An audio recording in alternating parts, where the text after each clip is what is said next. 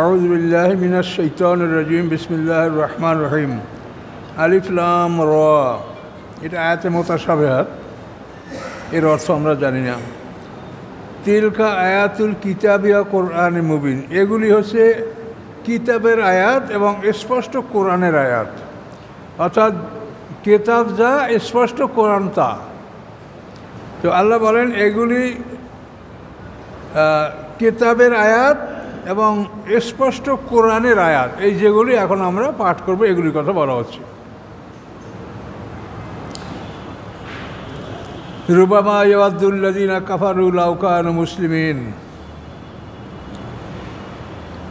মাঝে মাঝে কখনো কখনো কামনা করবে কাফেররা, লাও কানু মুসলিমিন, হায় যদি আমরা মুসলমান হতাম।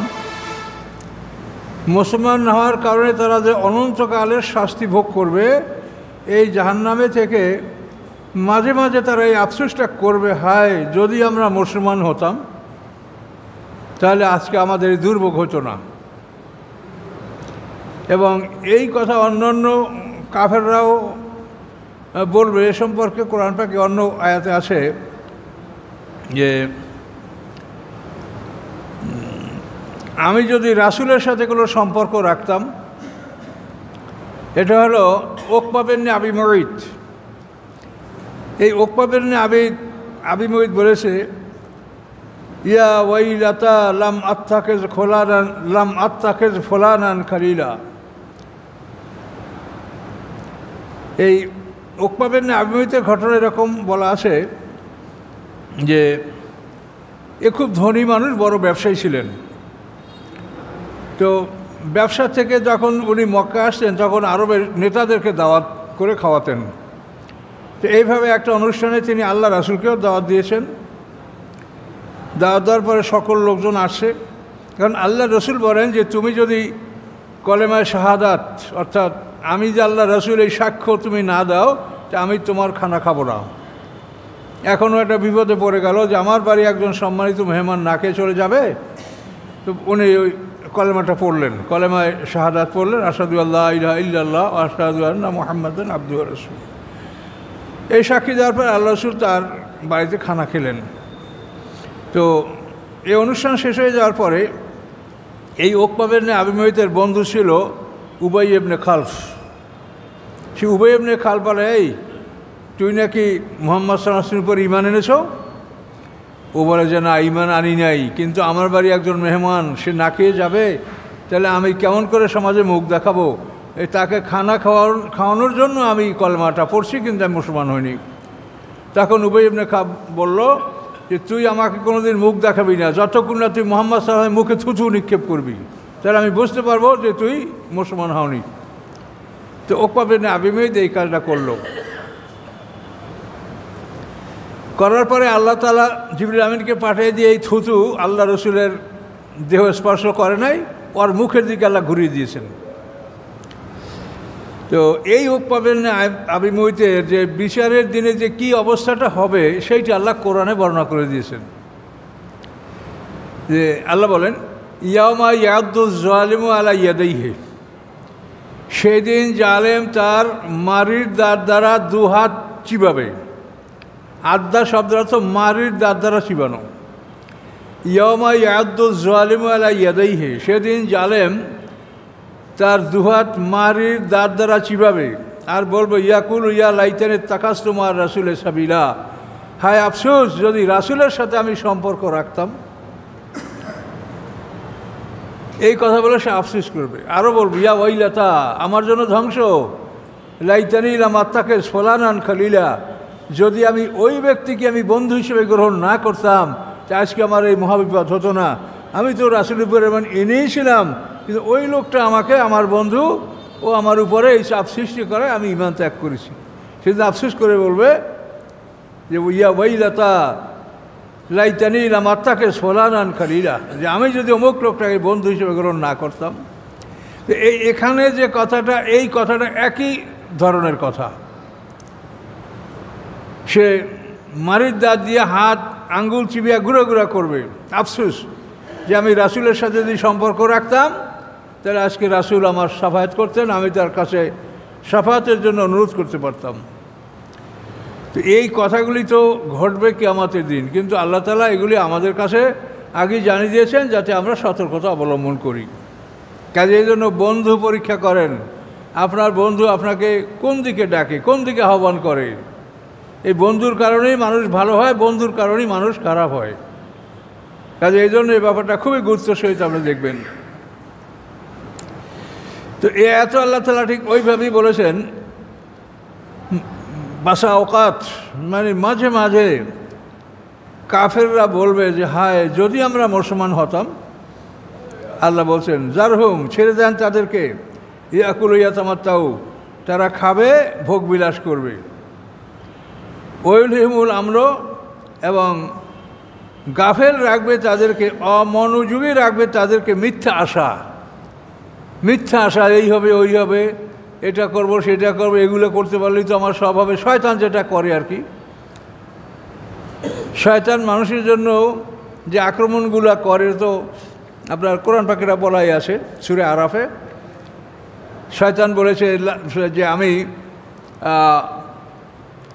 আমি তার সরল রাস্তায় আমি লাকুদান্না লাহুম সিরাতাকাল মুস্তাকিম।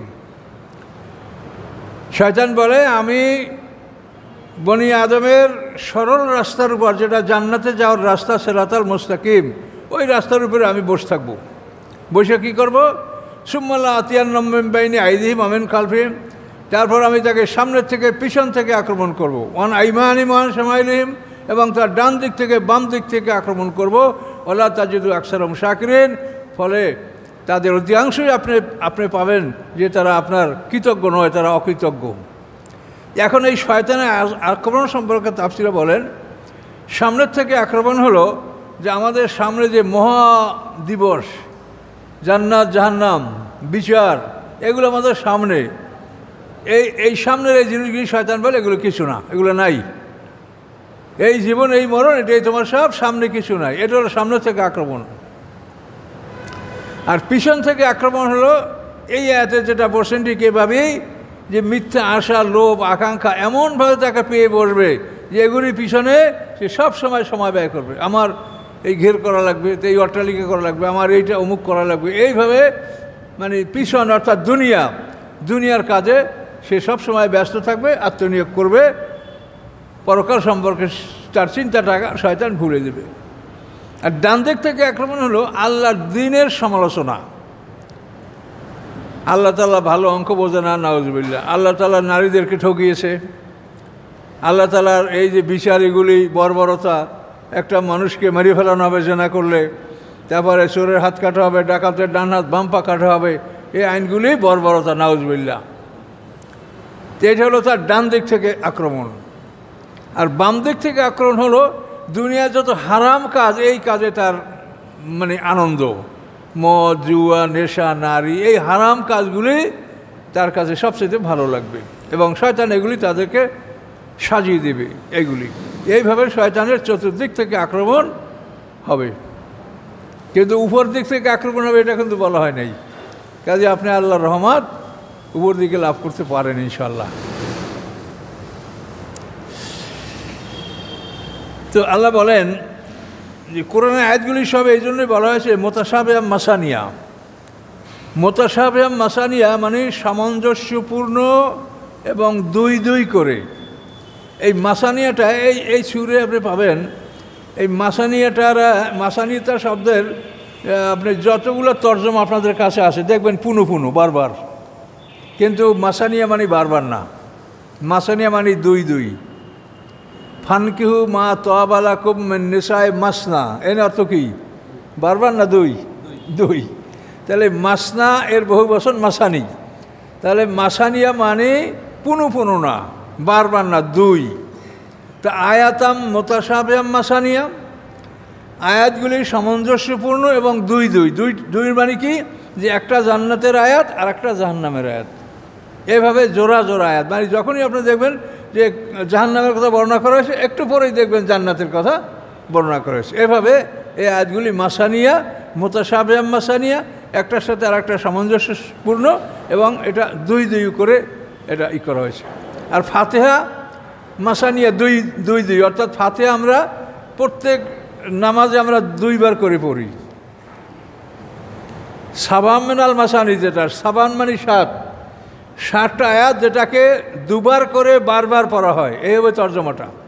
কিন্তু এই তর্জমাটা এটা তো আমরাও বুঝি না, এই কোরআন গবেষণা করতে করতে ধীরে ধীরে আল্লাহ কিছু না কিছু জ্ঞান দিচ্ছে, এগুলো আমাদের কাছে ধরা পড়ছে। আমরাও এটা বুঝিনি আগে, সবাই পুনঃ এই পুনঃ অর্থ দেখবেন সব তর্জমায় লেখা আছে পুনঃ, কিন্তু পুনঃ না, মাসানি মানে 2 তা সাবান মিনাল মাসানি, এই সাবান হলো ফাতিহার 7টা আয়াত, আর মাসানি মানে 2 মানে এই 7টা আয়াত আমরা প্রত্যেক নামাজে 2 বার করে কমপক্ষে পড়ি। 2 রাকাত হলে তো 2 রাকাত 2 আর যদি 4 রাকাত হয় তো ডবল। তাহলে মাসানিয়া অর্থ 2, এটা পুনঃ না, এটা আপনাদেরকে বুঝে নিতে হবে।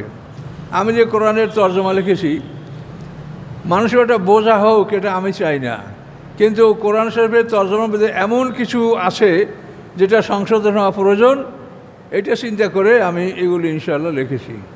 আবার ভুল আমারও থাকবে, আপনারা দেখেন আমারও ভুল থাকতে পারে, সেটা আমাকে বলে দিতে হবে। তা আমি আশা করি যে আমার ভুলগুলো হবে কি ওই সাফার ভুল, প্রেসের ভুল, এগুলোই বেশি হবে, কিন্তু আসলে মূল তর্জমার কোনো ভুল এইটা ইনশাআল্লাহ আশা করি আমার এটা কমই হবে। তো এখন এগুলো দেখেন আপনারা ইনশাআল্লাহ পাবেন। আল্লাহ বলেন, ওমা আহলাকনা মিন কারিয়াতিন ইল্লা ওয়ালাহা কিতাবুম মা'লুম, আমি ধ্বংস করি নাই কোনো জনপদ ইহা ব্যতীত যে তার জন্য ছিল একটা নির্ধারিত সময়। কোন জাতি কখন নির্ধারিত হবে এটা সময় নির্ধারণ করা আছে, লৌহে মাহফুজে লেখা আছে, ওই সময়ের আগে পরে আমি করি নেই। লূত আলাইহিস সালামের বাড়িতে যখন 10 জন ফেরেশতা আসলো, তো লূত আলাইহিস সালাম তাদের জাতির আচরণে এতই অসন্তোষ হচ্ছিলেন, তিনি বলেন যে এদেরকে এখনই ধ্বংস করেন। তো ফেরেশতারা বলে যে না, আল্লাহর হুকুম হলো এদের সময় নির্ধারিত সকালবেলা। তো এই জন্য পয়গম্বর বলেন এখনই।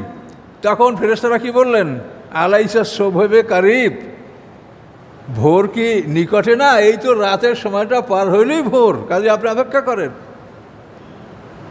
আলাইসা শোভবে কারিব, ভোর কি নিকটে নয়? নিকটে। এই জন্য বলেন আমি ধ্বংস করি নাই কোনো জনপদ ইহা ছাড়া যে তার জন্য আছে একটা নির্ধারিত নির্দিষ্ট সময়। মাতাসবিকবেন উম্মতে নাজালাহা, আগে হবে না কোনো উম্মতের সময়, অমায়াস্তাকরুন, না বিলম্ব হবে। কোনো উম্মতের যে ধ্বংসের নির্ধারিত সময়, এটার আগেও হবে না বিলম্ব হবে না, আগেও হবে না পরেও হবে না। যেটা লেখা আল্লাহ যেভাবে লিখছেন ঠিক ওই সময়ই এটা সংঘটিত হবে, এটা আল্লাহ বলে দিয়েছেন। ওয়াকালু, এবং তারা বলে, ইয়া আইয়ুহাল্লাযী নুজ্জিলা আলাইহি যিকরু ইন্নাকা লামাজনুন, এবং তারা বলে হে ওই ব্যক্তি যার উপরে উপদেশ নাজেল হয়েছে, কোরআন নাজেল হয়েছে, নিশ্চয়ই তুমি পাগল। মুহাম্মদ সাল্লাল্লাহু পাগল। তাকে ওরা 40 বছর মতো বললো সাদেক আলামিন, আর এখন নবুয়ত পাওয়ার পরে বলে পাগল। এই তো নবুয়তের বৈশিষ্ট্য হলো এইটা। 40 বছর পর্যন্ত সাদেক আলামিন, এখন পাগল। নবুয়ত লাভ করেছে, সত্য কথা বলেছে, মিথ্যার বিরুদ্ধে কথা বলেছে, এখন সে পাগল। আপনারাও কিন্তু এরকম হবেন, সত্যের বিরুদ্ধে, সত্যের পক্ষে মিথ্যার বিরুদ্ধে কথা বললে আপনাদেরকে ওই রকম মানুষ খারাপ বলবে। আল্লাহ রসুল একটা হাদিস মনে রাখবেন, আল্লাহ রসুল বলেন, এই হাদিসটা কাশফের হাসিয়া, এই হাদিসটা আছে। আল্লাহ রসুল বলেন যে ব্যক্তি সকলের কাছে প্রশংসিত, তার আত্মীয় অনাত্মীয় আপন পর সবাই তাকে ভালোবাসে, কাজেই এই রকমের মানুষ আল্লাহ রসুল ফায়ালা মান্না আন্নাহু মুজাহিনুন, নিশ্চয়ই তোমরা জেনে রাখো এই লোকটা বাতিলের সাথে আপোষকারী। যে বাতিলের সাথে আপোষকারী তাকে সবাই ভালো বলবে, আর যে বাতিলের সাথে আপোষ করে না তাকে সবাই ভালো বলবে না, এটা নিশ্চিত। এই জন্য ব্যাপারে মন খারাপ করবেন না।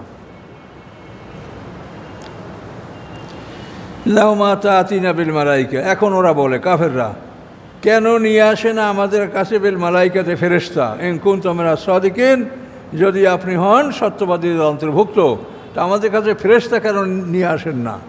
ফেরেশতা নিয়ে আসবেন আপনার সাথে, তারা সাক্ষী দিবে যে আপনি আল্লাহ রসুল, এটা কেন করেন না? আল্লাহ বলেন, মা নুনাজ্জিলুল মালাইকাতা ইল্লা বিল হক, আমি নাজেল করি না ফেরেশতা সত্য সহকারে ছাড়া। অর্থাৎ ফেরেশতা যখন আমি নাজিল করব তখন সত্য প্রতিষ্ঠিত হবে। অর্থাৎ হয়তো কারো ধ্বংস বা কারো ব্যাপারে যে কোনো ফয়সালা, চূড়ান্ত ফয়সালা, এই ফেরেশতা আমি চূড়ান্ত ফয়সালা নিয়েই নাজেল করি। কাজে ফেরেশতা নাজেল করা মানেই তোমাদের জন্য কোনো অবকাশ তোমরা পাবে না, তোমাদের চূড়ান্ত ফয়সালা হয়ে যাবে। আমা কানু ইযা মুনজারিন, এবং ফেরেশতা নাজেল করলে তারা আর অবকাশ পাবে না। এখন তো রাসূলের সামনে তারা অবকাশ পাচ্ছে, সময় পাচ্ছে, কিন্তু ফেরেশতা নাজেল করলে এই অবকাশ তারা পাবে না। ইন্না নাহনু নাযালনা যিকরা ওয়া ইন্না লাহু লাহাফিজুন, নিশ্চয়ই আমি এই উপদেশ কোরআন, যিকরা মানে কোরআন, নিশ্চয়ই আমি এই কোরআন নাজিল করেছি, ওয়া ইন্না লাহু লাহাফিজুন, এবং নিশ্চয়ই কোরআনের হেফাজতকারী আমি আল্লাহ। পৃথিবীতে যত আসমানি কিতাব, এর মধ্যে কোরআনের হেফাজতকারী আল্লাহ, এটা আল্লাহ সরাসরি ঘোষণা করেছেন। আর পৃথিবীতে যতগুলি ঘর আছে তার মধ্যে বাইতুল্লাহ, এই ঘরের হেফাজতকারী আল্লাহ, এটা আল্লাহ ঘোষণা করেছেন। এই দুইটা বস্তু। ওয়ালাকাদ আরসালনা মিন ক্বাবলিকা ফী শিয়া'ইল আউয়ালিন, নিশ্চয়ই আমি পাঠিয়েছি আপনার পূর্বে ফী শিয়া'ইল আউয়ালিন, বহু জাতির কাছে আমি রাসূল পাঠিয়েছি। আল্লাহ বলেন, হে রাসূল, হে মুহাম্মদ সাল্লাল্লাহু আলাইহি ওয়াসাল্লাম, আপনার পূর্বে আমি বহু জাতির কাছে রাসূল আমি পাঠিয়েছি। ওমা ইয়াতিম মির রাসূলিন, আসে নেই তাদের কাছে কোনো রাসূল, ইল্লা ব্যতীত কানু বিহি ইস্তাহজিউন, যে তারা রাসূলদের সাথে উপহাস করতেছিল। এই অবস্থা ছাড়া কোনো রাসূল আসে নাই। সকল জাতি রাসূলদের সাথে ঠাট্টা বিদ্রুপ উপহাস এটা তারা করেছে। কাযালিকা নাসলুকু ফি কুলুবিল মুজরিমিন, এইভাবেই আমি এটা চালিয়ে দেই, পরিচালিত করি মুজরিমদের অন্তরের মধ্যে। যারা পাপী মুজরিম অপরাধী, তাদের অন্তরের মধ্যে এই ঠাট্টা বিদ্রুপ এটা আমি চালিয়ে দেই, তাদের মধ্যে এটা আমি জারি করে দিই, এটা থাকবে তাদের মধ্যে। আর তাদের অবস্থা কী হবে? লা ইউমিনুনা বিহি ওয়া কাদ খালাত সুন্নাতুল আউয়ালিন, ঈমান তারা আনবে না, পূর্ববর্তীদের ইতিহাস অতীত হয়েছে, নিয়ম অতীত হয়েছে। পূর্ববর্তীর যে নিয়ম, এই নিয়ম এদেরও ব্যাপারে, অর্থাৎ পূর্ববর্তীরা যখন আল্লাহর শাস্তি এসেছে তখন তারা ঈমান এনেছে, এবং শাস্তি আসার পরে ঈমান আনলে কোনো জাতির ঈমান আল্লাহ কবুল করবেন না। সেই জন্য আল্লাহ বলছেন যে পূর্ববর্তীদের সুন্নাত, সুন্নাত শব্দটা কোরআনে সম্ভবত 13 বার আসছে। সুন্নাত শব্দের অর্থ নিয়ম, কানুন, রীতিনীতি, এবং এই সুন্নাতগুলি সবই আল্লাহর। সুন্নাত আল্লাহ, সুন্নাত রাসূলের না, সুন্নাত আল্লাহর। আল্লাহর রাসূল ফরজ সুন্নাত নিজের ইচ্ছে কোনোটাই বলেন না। যেমন ফরজ আল্লাহর হুকুম, সুন্নাতও আল্লাহরই নির্দেশ, কিন্তু একটা আজিমাত আর একটা রুখসত। আজিমাত হলো যেটা অবশ্যই পালনীয়, রুখসত হলো আপনি করলে করতে পারেন, সব পাবেন, না করলে গুনাহ হবে না, এটা হলো রুখসত। শরীয়তের আদেশগুলি দুই প্রকার, আজিমাত, রুখসত।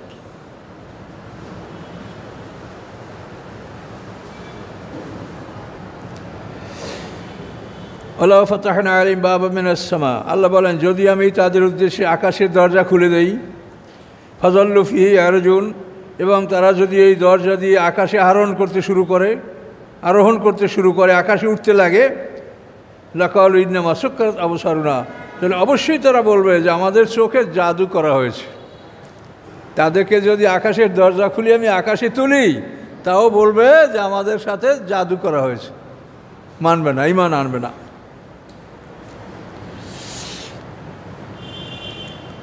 বাল নাহনু কওমুম মাসহুরুন, বরং আমরা একটা জাতি যারা সম্পূর্ণ জাদুগ্রস্ত, জাদুতে আক্রান্ত, এটা তারা বলবে।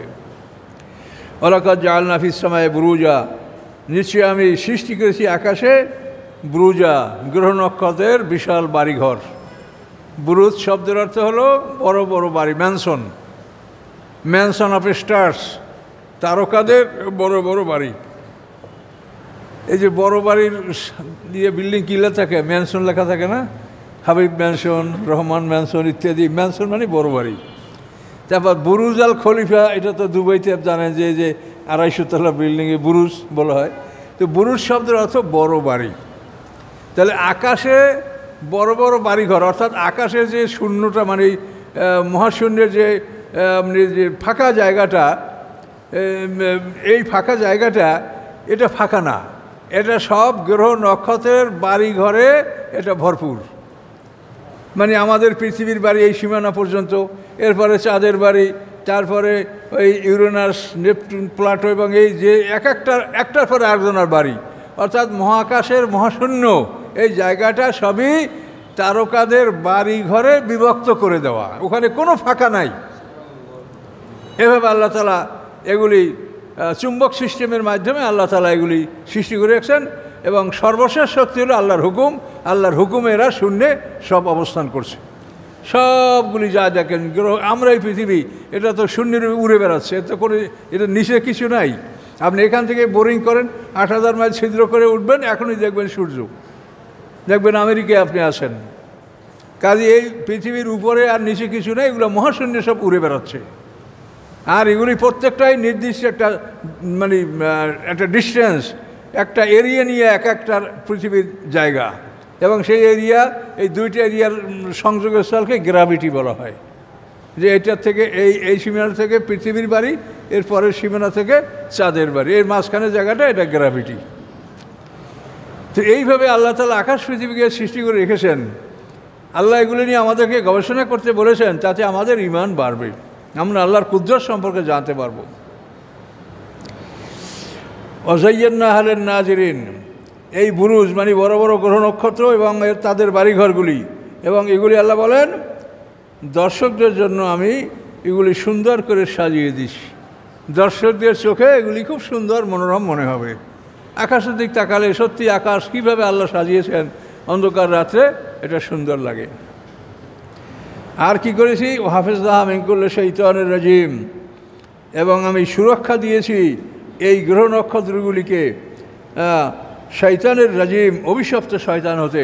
অভিশপ্ত শয়তানরা এখানে কোনো ক্ষতি করতে পারে না, এই মহাসৃষ্টির কোনো ক্ষতি সাধন করতে শয়তানরা পারে না। তো এখানে মূল হেফাজতের বিষয়টি হচ্ছে কোরআন।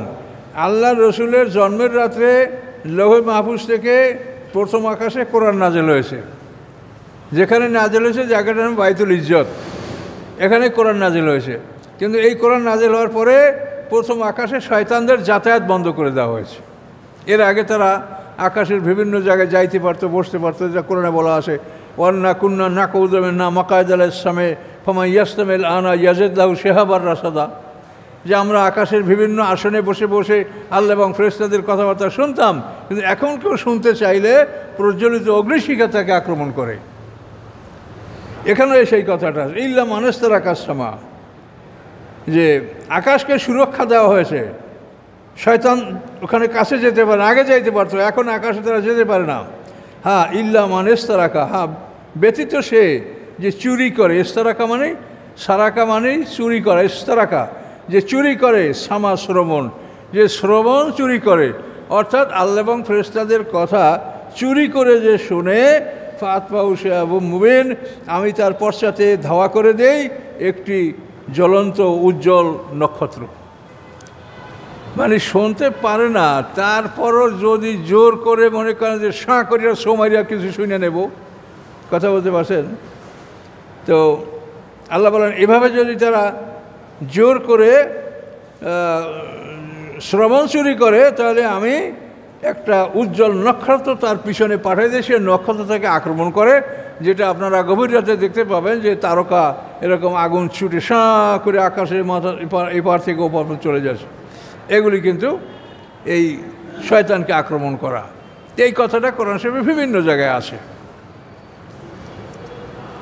কোরআনের সব আয়াতগুলোই মুতাশাবিহ মাসানিয়া, এক তো সামঞ্জস্যপূর্ণ, আর সব দুইবার দুইবার করে উল্লেখ করা, একটা মুমিনের জন্য আর একটা কাফের জন্য, একটা জান্নাতের আয়াত, একটা জাহান্নামের আয়াত, এই সব দুইবার দুইবার করে মাসানি।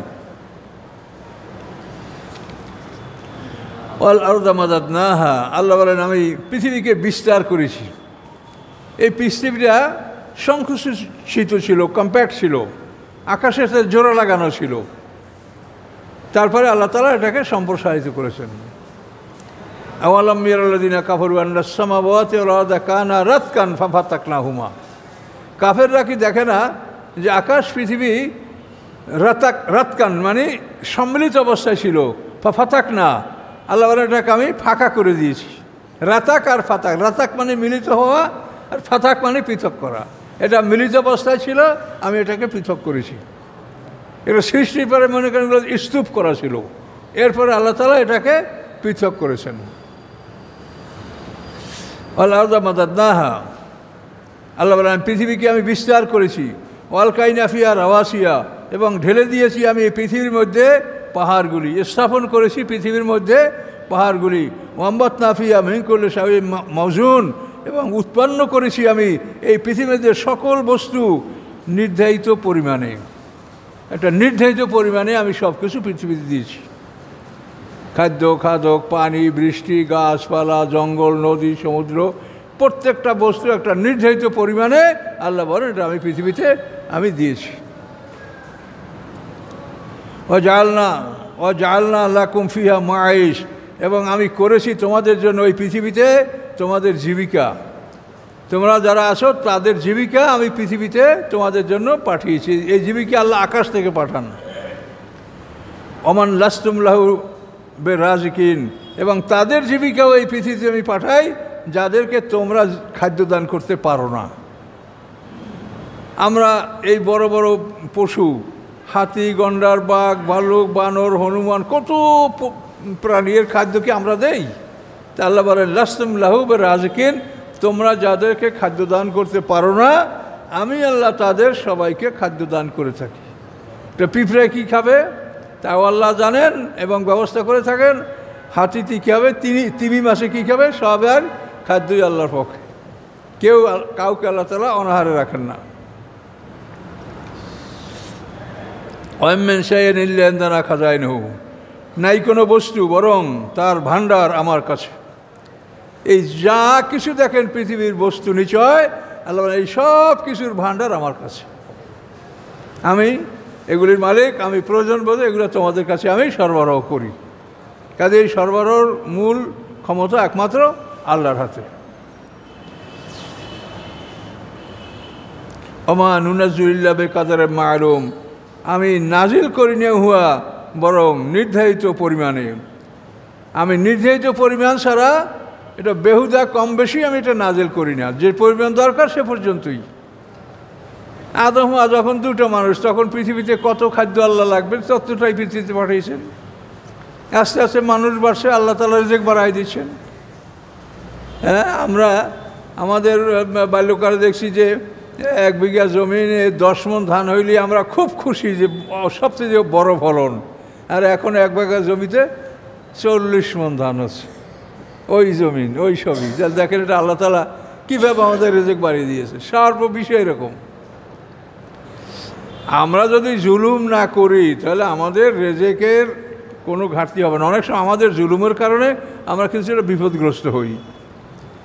সেটা কেমন দেখেন, আদম হওয়া 2 জন মানুষ যেদিন আল্লাহ সৃষ্টি করছেন, সেই দিন যদি আল্লাহ তাআলা সমুদ্রে 1 জোড়া ইলিশ মাছ সৃষ্টি করেন, 1 জোড়া কোরাল মাছ, 1 জোড়া বোয়াল মাছ, 1 জোড়া পোয়া মাছ, 1 জোড়া চিংড়ি মাছ, 1 জোড়া বাম মাছ, যত মাছ যদি 1 জোড়া সেই দিন আল্লাহ সৃষ্টি, আদম হওয়ার যখন সৃষ্টি 1 জোড়া মাছ, তাহলে 1 জোড়া ইলিশ মাছে কয়েক লক্ষ ইলিশ বাচ্চা দেবে এক মৌসুমে। আর একটা মানুষ কয়টা বাচ্চা দিতে পারে আপনাদের জানাই তো আছে। 4 ইঞ্চি থাকলে না 4টেই দিতে পারবে। তাহলে এখন আমাদের সৃষ্টি এবং আল্লাহ আমাদের যে রেজেক দিচ্ছেন, এই রেজেকের উপরে যে আমরা জুলুম না করি, তো অভাব হওয়ার কোনো কারণ আছে? কিন্তু আমরা এই সৃষ্টির উপরে জুলুম করি, যার জন্য আমাদের অভাব হয়। একটা পাঙ্গাস মাছ এটা 5 মণ 10 মণ হতে পারে, কিন্তু এই মাছগুলি আমাদের দক্ষিণ অঞ্চলে দেখলে আমার কান্না আসে। এই একটুক পাঙ্গাস মাছের বাচ্চা এই মনকে মন এগুলো নদী থেকে ধরে নিয়ে এসে এখন। সরকার তো বিভিন্ন আইন করে, বিভিন্ন চেষ্টা করে, কিন্তু এই কোটি কোটি মানুষকে কয়টা মানুষকে কে দেখতে পারে বা এগুলা পাহারা দিতে পারে? মানুষের মধ্যে যদি নিজেদের মধ্যে এই চেতনা সৃষ্টি না হয়, তো পাহারা দিয়ে কতক্ষণ পারে? ওরকম ইলিশ মাছের পোনা, যে কোনো মাছ, যে একটা মাছ অত্যন্ত বড় বড় মাছ হতে পারে, সেগুলো কীরকম বাচ্চা থাকতে মেরে ফেলে সব। তো এই জন্য আল্লাহ বলেন যে আমি নির্ধারিত পরিমাণেই নাজেল করি, কিন্তু তোমরা জুলুম করো।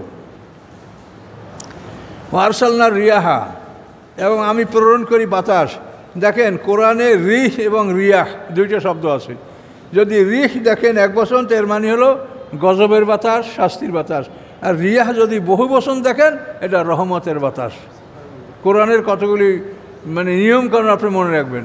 এখানে রিয়াহ, তা আল্লাহ বলেন আমি প্রেরণ করি রহমতের বাতাস, লাওয়াকিহা, যেই বাতাস মেঘ বহন করে অথবা মেঘকে গর্ভবতী করে, লাওয়াকিহা শব্দ।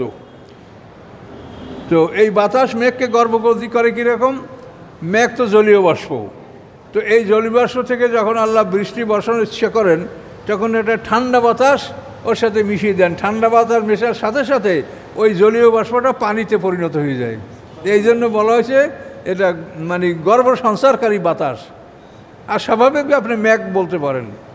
আল্লাহ বলেন আমি পাঠাই রহমতের বাতাস, যে মেঘ বহন করে। ও আনজালনা মিনাস সামাই মা, এবং আমি নাজেল করি আকাশ থেকে পানি। ফাসকাইনা কুমুহু, আমি সেই পানি তোমাদেরকে পান করাই। ওমা আনতুম লাহু বিকাদিরিন, এই পানি তোমরা গুদামজাত করে রাখতে পারো না। আল্লাহ তাআলা প্রতি বছর আকাশ থেকে পানি নাজেল না করলে আমরা এই পানি গুদামজাত করে আমরা এই পানি রক্ষা করতে পারবো না, এবং আমরা খাওয়ার পানি পাবো না। এটা আল্লাহ নিয়মিত পাঠান বলেই আমরা সেই মাটির মধ্যে এই পানিটা সঞ্চিত থাকে। আমরা খরার মৌসুমে মাটির ভিতর থেকে সেই পানিটা বের করে আমরা এই পানিটা আমরা ব্যবহার করছি। কত সুন্দর পানি, পরিষ্কার পানি। আল্লাহ তোমরা এটাকে গুদামজাত করতে পারো না। ওয়াইন্না নাহনু নুহি ওয়া নুমীত, নিশ্চয়ই আমি জীবন দান করি, আমি মৃত্যু দান করি। ওয়া নাহনুল ওয়ারিসুন, এবং আমি প্রকৃত উত্তরাধিকারী। এই জীবন এবং মৃত্যু এইটা আল্লাহ ছাড়া কেউ দিতে পারে না।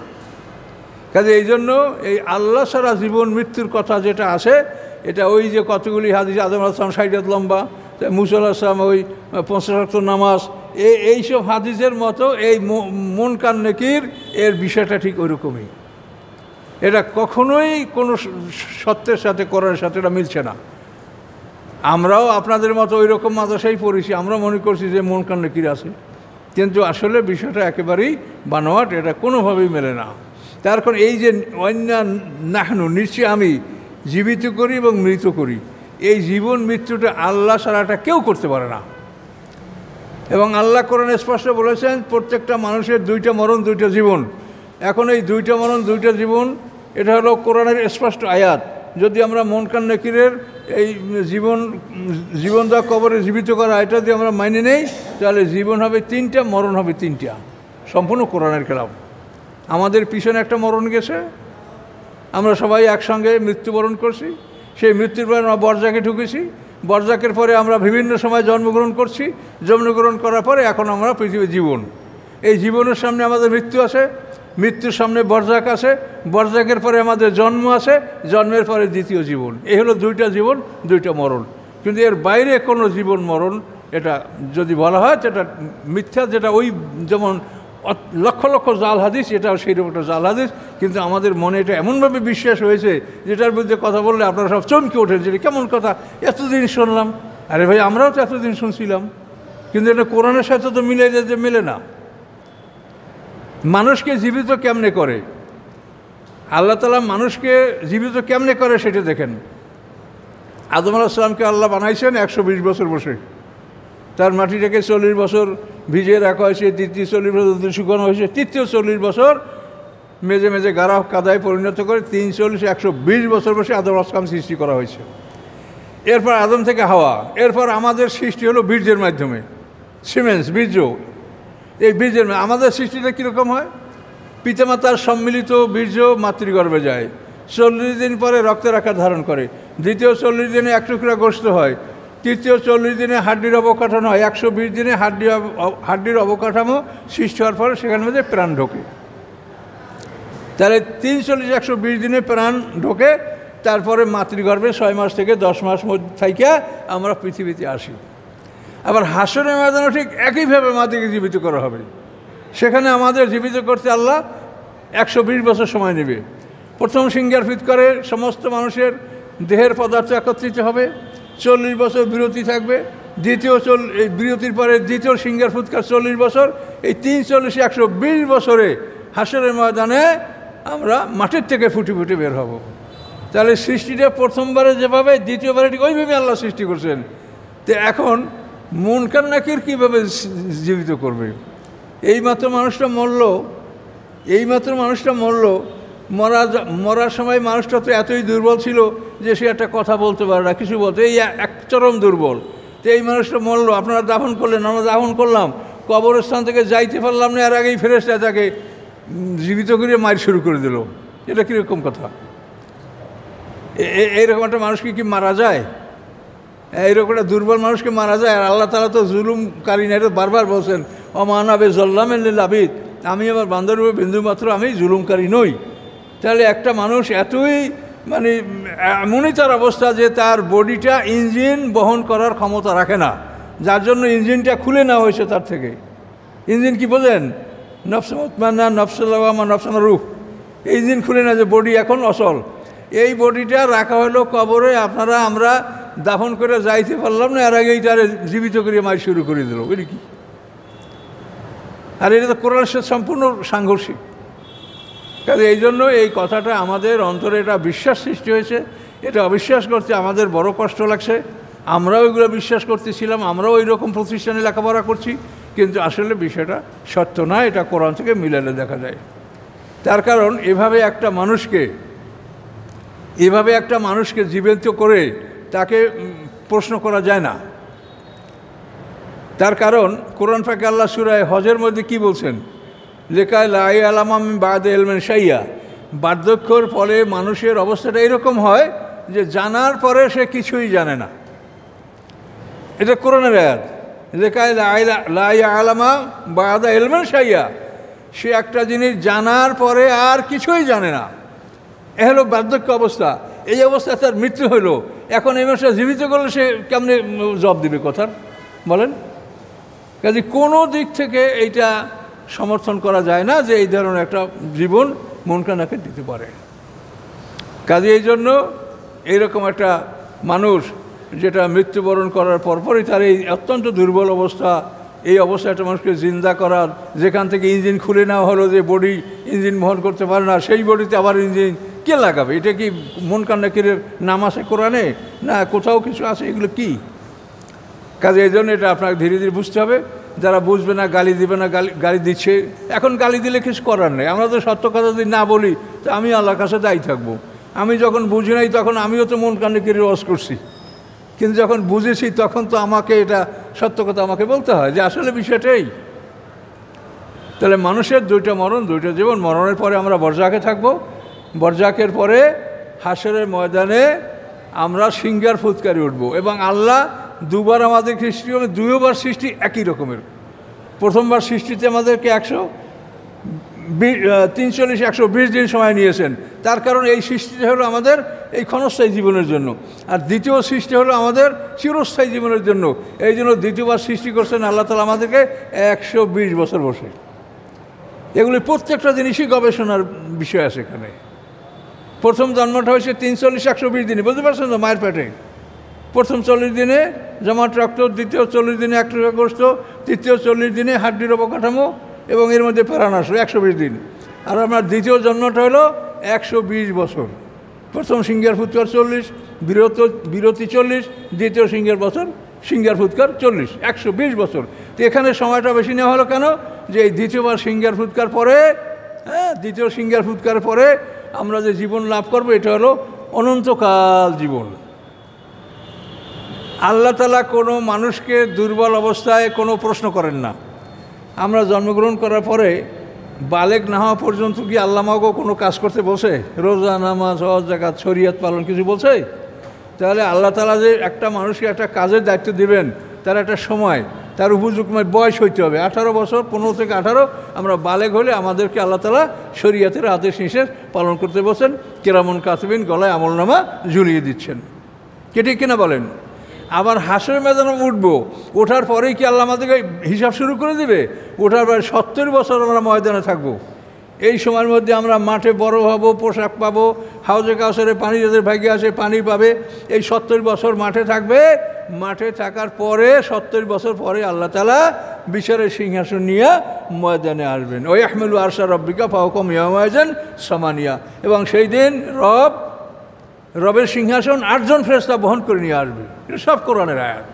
ও আশরাকাতুল আরদু বিনূরি রাব্বিহা, এবং যখন আল্লাহ আসবেন তখন আল্লাহর নূরের আলোকে পৃথিবীটা, হাসরের ময়দানটা আলোকিত হবে। এই পৃথিবীর এই সূর্য থাকবে না, কারণ এই সূর্যকে তো আগেই জুমিয়া শামস ওয়াল কামার এগুলোকে রোল করে, ভাঁজ করে, গোল করে তারপর এটা ফেলাই দেওয়া হবে সমুদ্রের মধ্যে, আগুনের মধ্যে ফেলাই দেওয়া হবে। কাজে এই সূর্য চন্দ্র এইটা আল্লাহ পরকালে এই জগতের কিচ্ছু ব্যবহার করবেন না। অথচ আমরা কি শুনি, মাথার উপরে সূর্য থাকবে, 1 বিঘাত উপরে, এই সেই, এটা তো আমরাও এসব কত ওয়াজ করছি, আর এই মানুষ কান্দানো ওয়াজ, হাসি কান্না এটা কিন্তু মিথ্যার মধ্যে আছে ব্যাপক। এই যে নাটক, নোবেল, সিনেমা, এগুলিতে সব মিথ্যা, এর উপরে তো এটারও তো ব্যাপক পরিচিতি লাভ করে বা গ্রহণযোগ্যতা আসে হাসি কান্নার উপরে। কাজে হাসি কান্নার মানে একটা জিনিস সত্য নয়। কথাটা বুঝতে পারছেন কি না?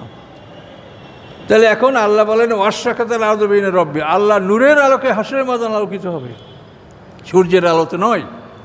এবং হাসরের ময়দানে আল্লাহ জিজ্ঞাসাবাদ করবেন, মানুষ দ্বিতীয়বার জন্মগ্রহণ করার 70 বছর পরে, সৃষ্টি করার সাথে সাথে না। এখন আপনার মন কান্নাকরি বানাইয়েই মানে তার জিজ্ঞাসা করবে, এটা কি হলো?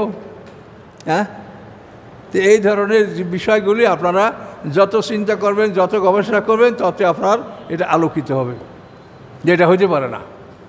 আল্লাহ একটা মানুষের জিজ্ঞাসাবাদ করার জন্য 70 বছর, তার ম্যাচুরিটি আসবে, তার জ্ঞান বুদ্ধি আসবে, সে পুরো ঠিক হবে, তারপর তাকে আল্লাহ তাআলা হিসাবের সামনে নেবেন। আর মন কান্নাকে কি আপনি কবর দিয়ে যাইতে পারেন নাই, এর মধ্যে পিটান শুরু। আর কোরআনে তো এটা আল্লাহ পরিষ্কার করে বলেছেন যে সানুয়াজ যুব মাররাতাই নেই, যে আমি 2বার শাস্তি দেব, তারপরে সুম্মা ইউরাদ্দুন ইলা আযাবিন আযীম, তারপর কঠিন শাস্তি হবে 3য়বারে। পৃথিবীতে শাস্তি, বরজাকের শাস্তি, এই বরজাকের শাস্তিটাকে আপনি কবর আযাব বলতে পারেন বা আযাবে বরজাক বলতে পারেন, আযাবে বরজাক বলা ভালো। এই 2 শাস্তির পরে কঠিন শাস্তি হবে বিচারের পরে। আর নারু ইউরাজুন আলা গুদুবু আশিয়া, ফেরাউন সম্প্রদায় সম্পর্কে আল্লাহ বলেছেন যে ফেরাউন সম্প্রদায়কে সকাল সন্ধ্যা আগুনের সামনে উপস্থাপন করা হবে, আগুনের ঠিকানাগুলি তাদেরকে দেখানো হবে। ওই ইয়াউমা তাকুমুসা, আর যেদিন কিয়ামত অনুষ্ঠিত হবে, আল্লাহ বলেন আদখিলু আলা ফেরাউন শাদ্দিল আযাব, যে ফেরাউন সম্প্রদায়কে কঠিন শাস্তিতে ঢুকাও। তাহলে বিচারের আগে কঠিন শাস্তি হবে না। কিন্তু আপনারা এই হাদিসগুলিতে যে শোনেন, তাতে কি শোনেন, রে বাপরে বাপ, জীবিত করার সাথে সাথেই তাকে পাঁজরের হাড্ডি ঘুরে ঘুরে করে ফেলাইবে, পিটিয়ে মাটির সাথে মিশিয়ে ফেলাইবে। তো এইটা যদি আপনারা কবরই করিয়ে ফেলান, তা বিচারের পরে আর কী দিবে এসে আর কঠিন শাস্তি কী থাকবে? তাহলে আল্লাহ তো বলছে বিচারের পরে। এবং এবারে বিশুদ্ধ হাদিসও আছে, বুখারী মুসলিমের মধ্যে হাদিস আছে, ইন্না আহাদাকুম ইযা মাতা, তোমাদের কেউ যখন মারা যায়, মারা যাওয়ার পরে সকাল সন্ধ্যা তার ঠিকানা তাকে দেখানো হয়। যদি সে জান্নাতি হয়, তাকে জান্নাতের ঠিকানা দেখানো হয়, যদি সে জাহান্নামী হয়, তাহলে জাহান্নামের ঠিকানা দেখানো হয়, এবং বলা হয় এইটা তোমার ঠিকানা, বিচারের পরে তোমাকে এই ঠিকানায় পৌঁছিয়ে দেওয়া হবে। এই হাদিস বুখারী মুসলিমের মধ্যে রয়েছে। তাহলে এই হাদিস তো আমি শুনি না যে আপনারা আলেমরা এই হাদিসটা বলছে যে এইটা বুখারী মুসলিম হাদিস, এটা কোরআনের সাথে মিলে, এইটা আপনারা মানেন, এটা তো বলা হচ্ছে না। কাজে এই জন্য আপনাদেরকে সচেতন হতে হবে, চিন্তা ভাবনা করতে হবে। খুব কম লোক ভেসতে যাবে, কাজে এই জন্য বড় দলের কথা চিন্তা করবেন না, সত্য যেটা সেটা অনুসন্ধান করেন। আর কোনো মানুষ আমি বলছি, আমার যদি আমি বলে থাকি, আপনি সে কথা রিজেক্ট করেন। আর আমি প্রত্যেকটা কথা আপনাকে যদি কোরআন থেকে বলে থাকি, তো আমার এই কথাগুলো আপনারা গবেষণা করেন। এখানে এ পর্যন্ত আমরা, আল্লাহ বলেন আমি জীবন দান করি, আমি মৃত্যু দান করি, আমি প্রকৃত মালিক। ওয়ালাকাদ আলিমনাল মুস্তাকদিনা মিনকুম ওয়ালাকাদ আলিমনাল মুস্তাখিরিন। আল্লাহ বলেন তোমাদের আগে যারা গেছে তাদেরকে আমি জানি, এবং তোমাদের পরে যারা আসবে তাদেরকেও আমি জানি। অন্য রব্বাকা হুয়া ইয়াহশুরহুম, নিশ্চয়ই তোমার রব, হ্যাঁ, ইয়াহশুরহুম, তিনি সবাই